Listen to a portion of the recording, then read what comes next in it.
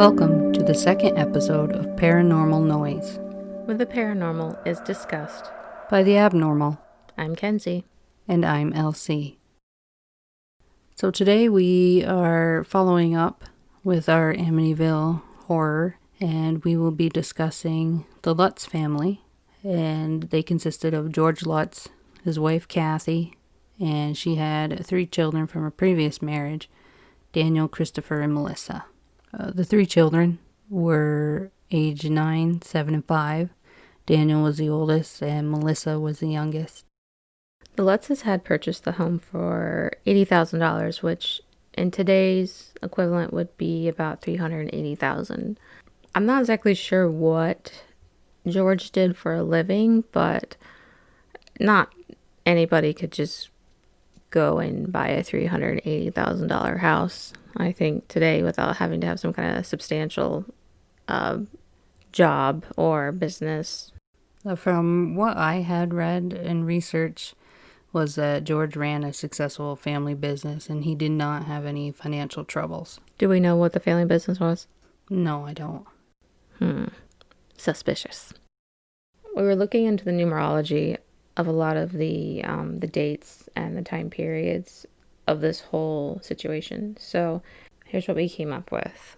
The family moved into the home about December 19th, 1975. I believe I want to think I read somewhere that they started moving in on the 18th because they were talking to neighbors or somebody was helping them, and I can't remember what that story was about. So if we look into the dates that the murders took place by Ronald DeFeo, from the date of the murders to the date that they moved in was 401 days. And that number resonates with money, power, adventurous, attention-seeking. And this is all just, I guess, looking into it for the fun of it, but are seeing if there's any hidden meaning behind it. The address, the old address before it changed was 112, and that number resonates with creating a secure foundation on which future endeavors can rest. Also, self-determination. The 401 thing, I think, could relate to this whole story in that, especially the attention-seeking part. As we go further into the story, it might hit a couple nails on the head. The 112 thing, I don't see any real deep meaning into that. I'm not one for numerology either, but it's definitely something fun to look at and something different to look at. Oh, there's a couple other ones that I pulled as well. The house sat empty for 13 months, and obviously the number 13 is usually an unlucky number for most. Obviously, a lot of people already know that they left the house after 28 days, and I mean, having not seen the movie, 28 days later. We'll have more on that information later, too. So, the family had talked about some of the events that occurred in the house. It was mostly George who did the talking about it, and some of these events were later put into books and movies and so forth. I have to interrupt you here for a second, but watching some of the interviews between that feature him and Kathy, if you watch her body language and how she looks, a lot of it seems very uncomfortable, whereas George is always, forthcoming with information, very eager to tell his story, whereas she's a little bit more demure, shy, I guess you could say. It's almost like, I don't know if you want to say it was rehearsed, it's not something she agrees with, or she is actually traumatized. Yeah, that could have been. She could very well. Everybody handles trauma in different ways, and if she experienced any of this stuff, and maybe she just didn't want to be so public about it, and yet he's very attention-seeking about it. So George had claimed that he woke up around 3:15 a.m. each night, and that was around the time that Ronald DeFeo had murdered his family. Other than George's word, we really have no idea if there's any truth to that. Now, I listened to an interview that he gave, and he said that he would wake up between the hours of 3 and 3:30. sometimes around the 3:15 a.m. mark. So I don't know about you, but when you go to work every morning, you know what time you have to get up. We all have that, built-in internal alarm clock that we know this is the time we have to get up Monday through Friday. What if George developed one of those? He could very well have. I mean, if you notice, sometimes you'll get into the habit of looking at the clock exactly at a time where all three numbers are the same number. Look at the clock, 2:22 p.m. Look at the clock, 5:55 p.m. It could very well be one of those cases where he was just coincidentally waking up between 3 and 3:30. That could be. Also, from personal experience and reading other people's experiences, those that are connected to spirit and people who are empathic tend to go through episodes of waking up at a certain time during the night. It usually has a greater meaning waking up at the same time night after night. Sometimes it's personal and sometimes it's worldly. One of the things that they said happened in the house was that they would smell strange odors. Did you ever find anything that described the kind of odors that they smelled? To my knowledge, at least, they haven't said in any interview or anything that I've researched about what it smelled like.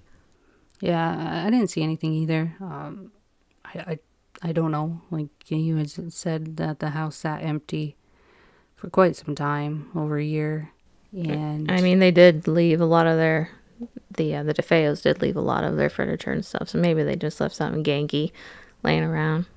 that could have been, and I'm sure the house was musty to some extent from being sitting empty. Who knows?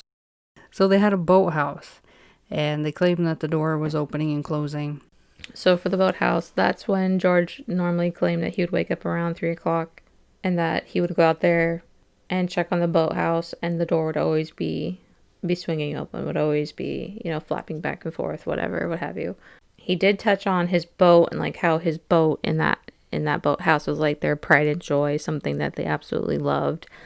But that was something that they also left behind when they left the house.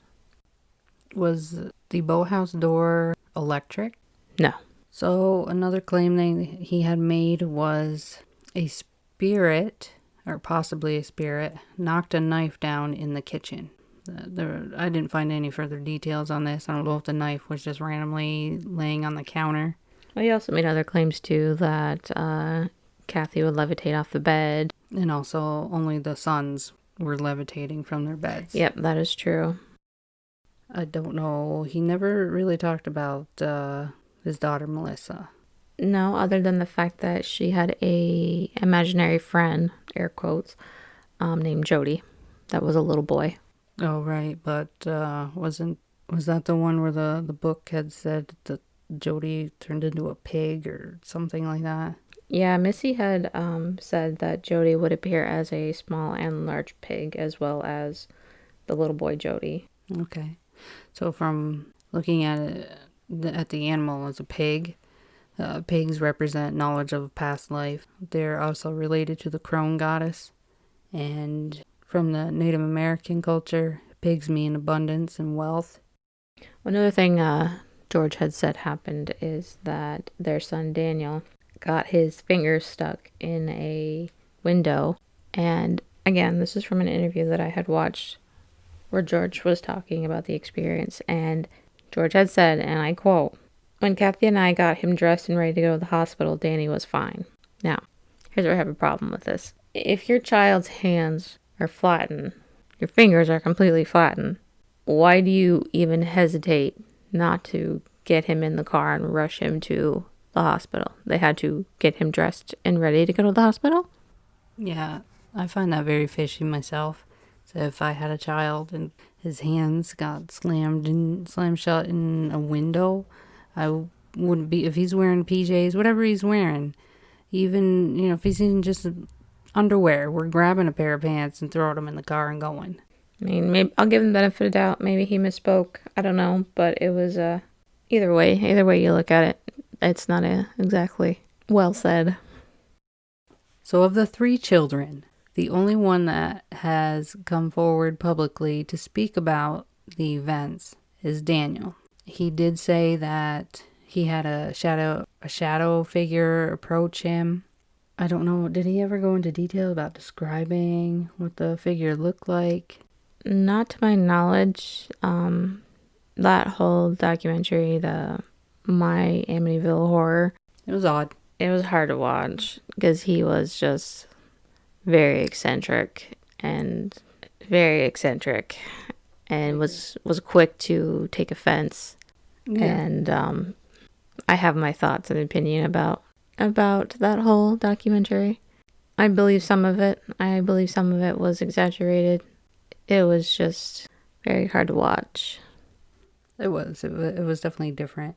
But maybe that's how he felt if he had gone through these traumatic events, and it molded him into the person he is today, so to speak. He does maintain that this whole haunting was not a hoax at all. He did state that George Lutz brought all this stuff onto himself. And he went into saying that George had dabbled in the occult and it amplified paranormal incidents in the house. For people that aren't familiar with it, the occult is a very broad term and it covers many religions. Given that the events that supposedly occurred, I can only assume it was black magic based, dark witchcraft, and I'm inclined to believe that he practiced demonism. I would not use Satanism because it's actually not negative and evil as people portray it. It makes sense if you think about it. Satan is actually Lucifer, who is an angel of God. I don't know much about it. I just remember watching some documentary where this person explained their religion is not about doing evil. It's also possible that George was into some kind of black magic to awaken the spirits that might have been in the house. We hear that people leave in dramatic ways, such as being murdered, and their spirit hangs around. See, this is where I have a problem with the whole George was into the occult. Because, as you've heard, and in several interviews that they've given in several documentary series, they claim that the house was blessed by a priest.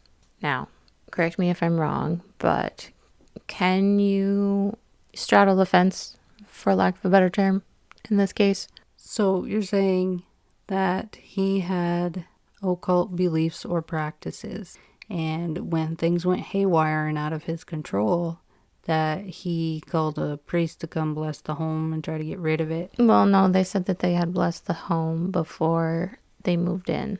Okay, so that was in part due to the mass murders that happened. Yeah, so I guess that's where that kind of makes sense. But still, I don't believe you can have, one foot in and the other foot out type deal. Well, maybe it was Kathy's idea. Could very well be.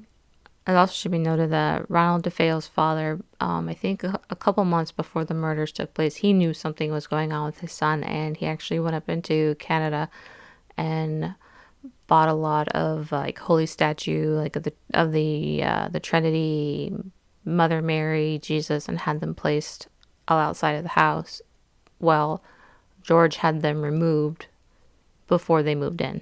That's interesting. So do you see the kind of narrative I'm trying to paint here? Right, yeah, I get it.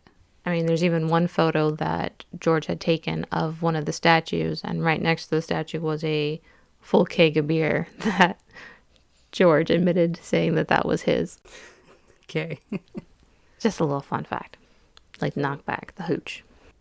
Nothing wrong with a little beer here and there. What was he doing with the whole keg, though? It's entertaining. Was he gonna have a big party or something? Invite some strippers over, have them pose next to these statues too, take a few photos for the album, maybe even put it next to their family Bible in the house. So Daniel had said that George was a showman.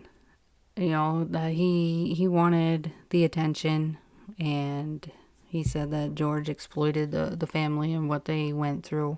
And he further said he wasn't sure, but that he wouldn't call what George was doing black magic, but that he was conjuring up spirits. And Daniel had claimed that he definitely had some run-ins with paranormal. He mentioned a shadow in the shape of a man. And I guess it moved toward him and then it dissipated.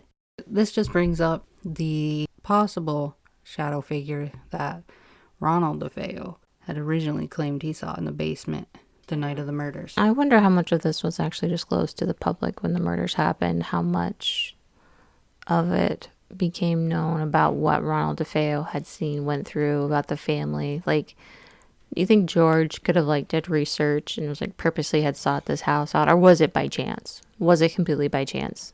Well, personally, I don't think there was any way they went to that house, bought it, and moved in without knowing about the mass murders that happened there. This was more than a year after. I'm sure it was all over. I don't know where George and the family was originally from, but there's no way they couldn't have known. And maybe George purposely did pick it out, especially if he was into the occult. One of the incidents that George had said was that he saw Kathy turn into a crone, and she stayed that way for hours. For those that don't know, a crone is an old woman. Most people that use the term crone are into the occult, whether it's some form of paganism or Wiccan. So I find it interesting that he had that choice of word. Now, when we talk about the occult, does it really give any detail about, like, what exactly he was conjuring, what spirits, what deities or demons, air quotes, that he was trying to summon?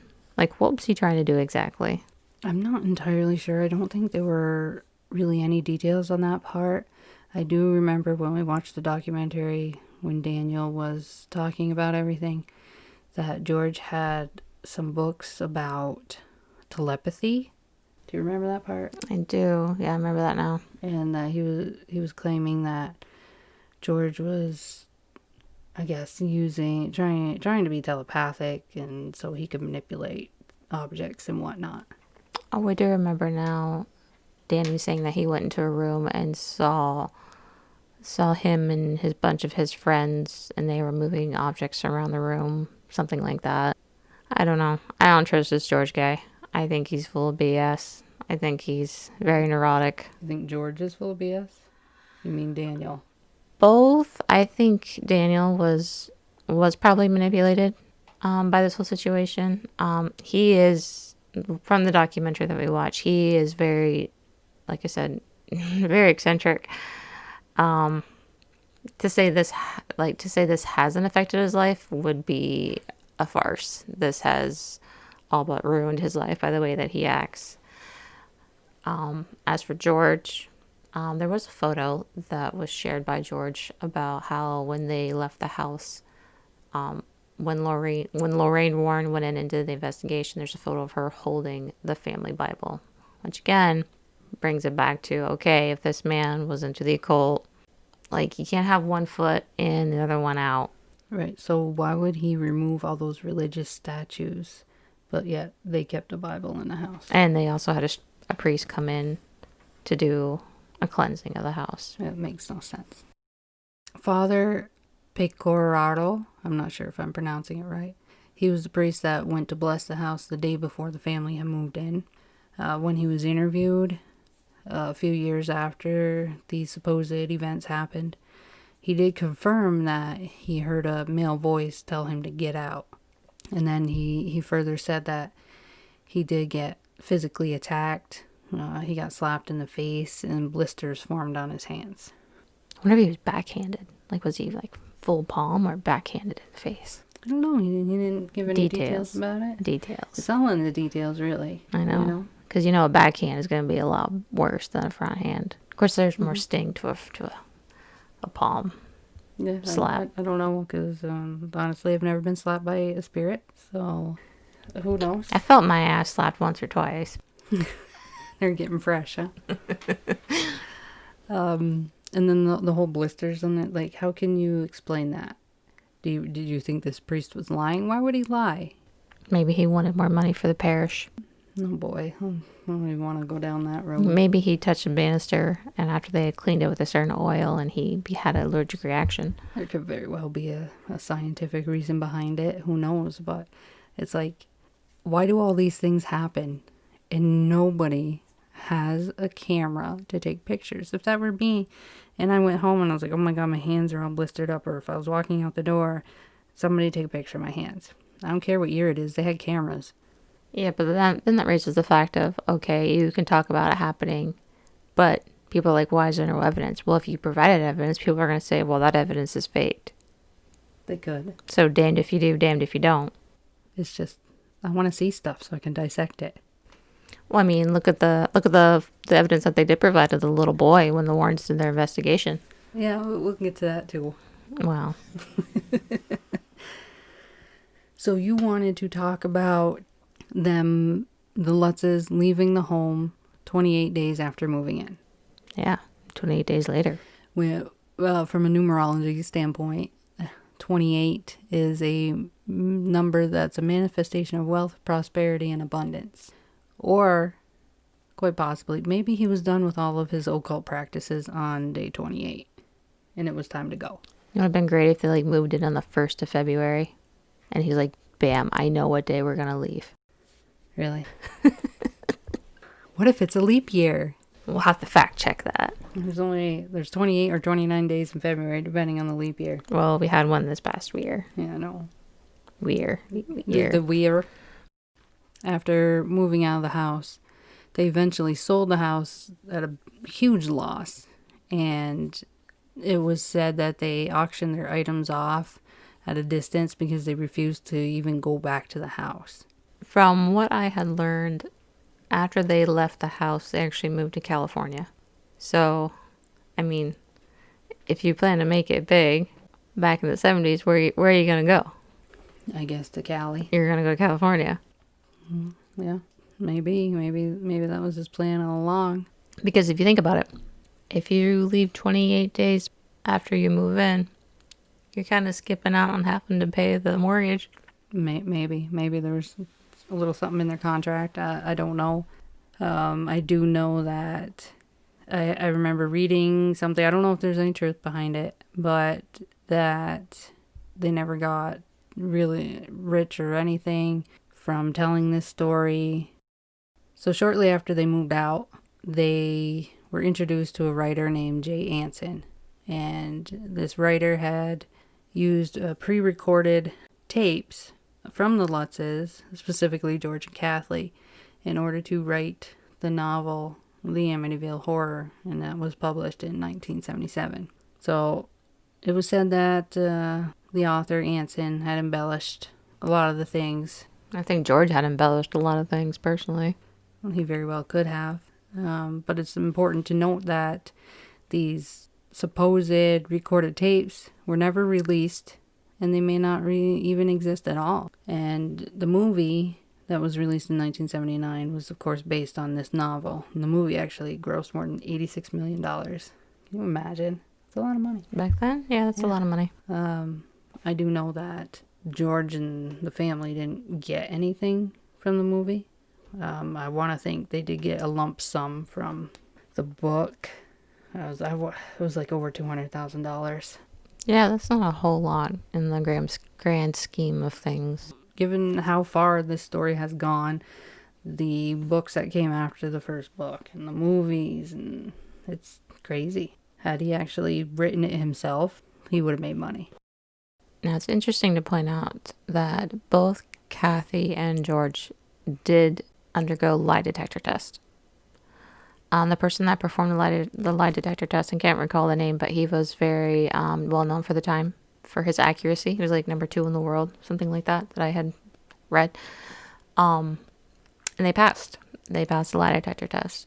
And what was funny too is that they were going on to some kind of talk show, and that the producers had told them that while they're on the talk show, they were going to reveal the results of the lie detector test that they had taken, whether it be false or true. And at the end of the interview, they never touched on that subject. That never came up. They completely made it obsolete. in the interview.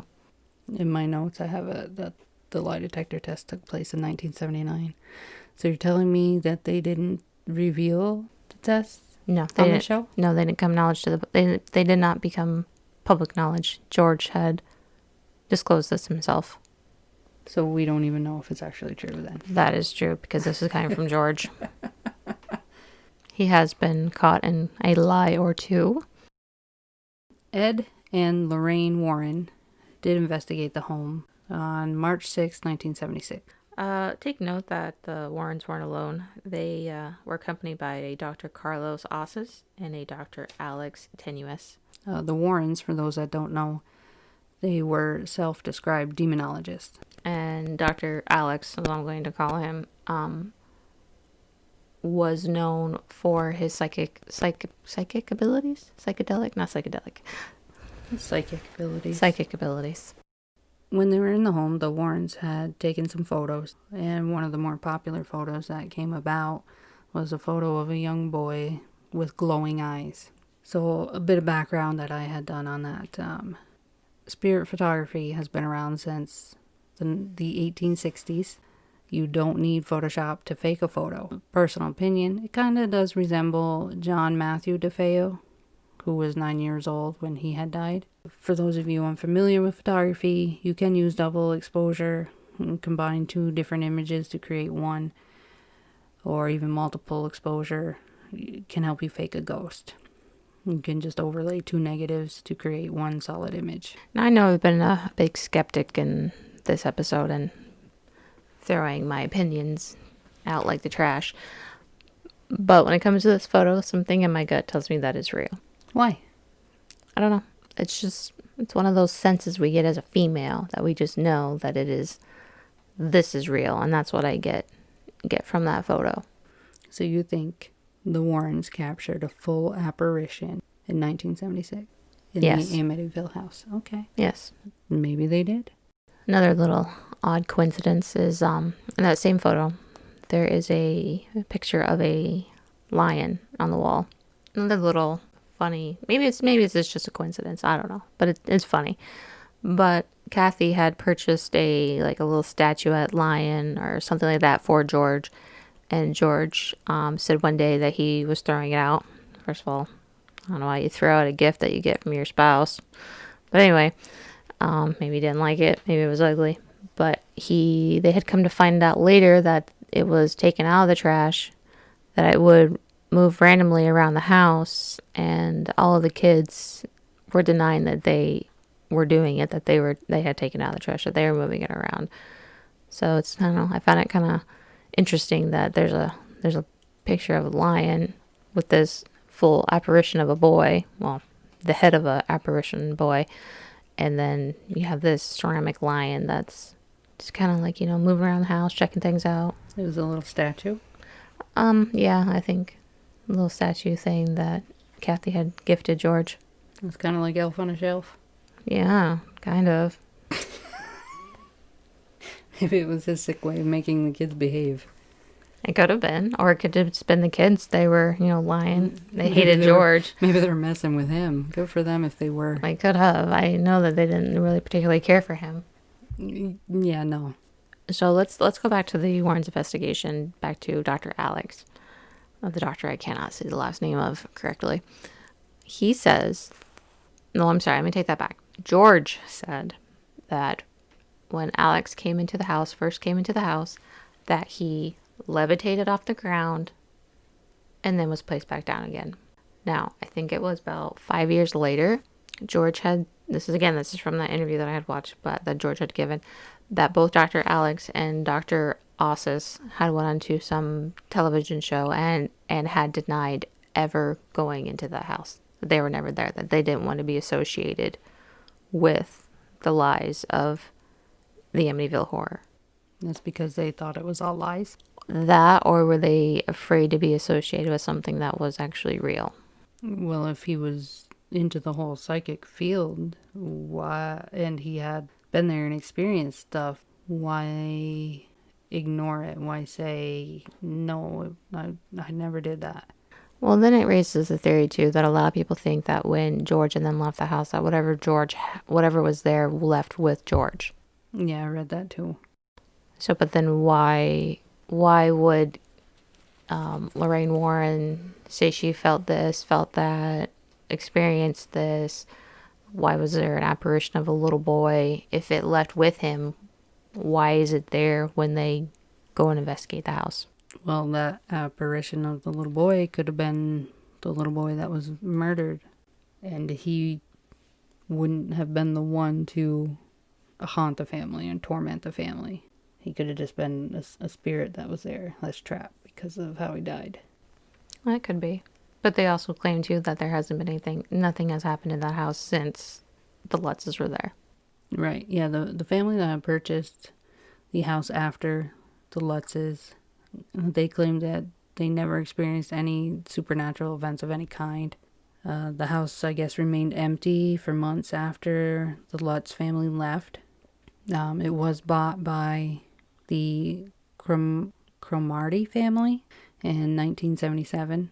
They reported that there weren't any damages to anything in the home, and they didn't smell any strange odors and did not see any apparitions. So here's my question. If, when the Lutzes moved out, that this entity followed them because it was something that George had conjured up, how come George never came forward with more of the events that were happening? You know what I'm saying? Like, why not say, oh, this is still happening to us, help? Why not seek? If he was so into seeking attention, why did he stop? Maybe he bit off more than he could chew. Or maybe he thought, okay, maybe George was running an elaborate con. But then, I'm contradicting myself because of what I had said in the previous podcast about Ronald DeFeo having spirits influence his decision making. I don't know. I guess it's in this sense, I hate to say this, but in this sense, I almost can believe the word of a murderer more than I can the word of a con man. Okay. So there was also a rumor that the attorney involved with the DeFeo case had got together with George and Kathy, and they made up this entire story. Of course, George and Kathy both denied that this happened, and naturally, there is no evidence to prove either way. Now, the lawyer did make a statement that there was a falling out between him and the Lutzes. And so this information comes out about them, having a bunch of wine one night and then going on about how everything was faked. I mean, what if the lawyer was just feeling spiteful and decided to say, hey, I'm going to fabricate the story that this happened, and this is what they said, to try to discredit them even more?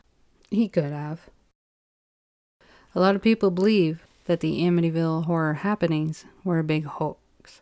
George and Kathy had always maintained that everything had happened. Everything in the book was mostly true. And of course, the writer did embellish some stuff. I did find a quote from George. It came from a documentary on the History Channel, in which George said, I quote, "I believe this has stayed alive for 25 years because it's a true story. It doesn't mean that everything that has ever been said about it is true. It's certainly not a hoax. It's real easy to call something a hoax. I wish it was. It's not." So just some facts to throw in there. George and Kathy divorced in 1988. One could speculate many things for that happening. Maybe she was tired of his practices, if that's what he was doing. You mean his cons? Or his cons, yeah. So why move into a home so famously known for a mass murder? Was he intrigued by the macabre? How did they not know that 6 people were killed in that home? Did he plan it all along? Did he want to test out his black magic skills? Did he summon a demon to try to control it? Did he know Ronald DeFeo and he wanted to help him, so they had a plan to blame supernatural forces for the murders? I also just want to make a note that, have you ever looked at them? Like, looked at their pictures? George Lutz and Ronald DeFeo. They kind of look alike. I think it was the haircut. They had that horrible bowl cut and the glasses and the beard. The style with the hair coming around down their face and the beard. I mean, he was a little bit looking like a Teddy Ruxpin there. Teddy Ruxpin? A little bit. I mean, he was off to find treasure. What are you talking about? 80s reference. Teddy, I had a Teddy Ruxpin. That was the one you put the tape inside his belly and he Yeah. played. I don't remember any treasure. Off topic. But no, they were going off. They were going out to find treasure, just like George was. Yeah, possibly. So, in the end, Kathy had died of emphysema in 2004, and George died of heart disease in 2006. As far as we know, all three children are still alive today. I wish they would. I wish Christopher and Missy would come forward with their stories, because I think that would shed a lot of light. But I think at this point they've just moved on with their lives and put that behind them, as I would too. I mean, that wouldn't define me as a person. Absolutely, good for them. I think for now that's about all I want to touch on in the Lutz family. There's a lot of research I still would like to do. I might just do it on my own time. I'm just tired of talking about them. Same. Yep. I think it's time to move on and go under into greener pastures and leave the cons and the what ifs and the whys behind us and investigate something much spookier. Much spookier? This thing had like a touch of everything. It had murders and demons and ghosts and the occult and even telepathy. And yet not enough woman power. This is a story about men. Absolutely. Which is why there are so many questions. Because the women had all the details and they didn't come forward. Because we remember everything. All right, you guys. I'm done with this topic. I'm not sure what we're going to touch on next, but stay tuned to find out. It'll be worth it. Keep it spooky, guys. And stay abnormal. For more of our content, you can visit us online at Paranormal Noise on Facebook, Twitter, and YouTube, and at Paranormal Noise Podcast on Instagram and TikTok. All topics discussed in our Paranormal Noise podcast are for entertainment purposes only. All views and opinions expressed in this podcast are ours and do not represent the opinions of any entity whatsoever with which we have been, are now, or will be affiliated. Any content provided by our guests is of their opinion and is not intended to malign any religion, ethnic group, club, organization, company, individual, or anyone or anything.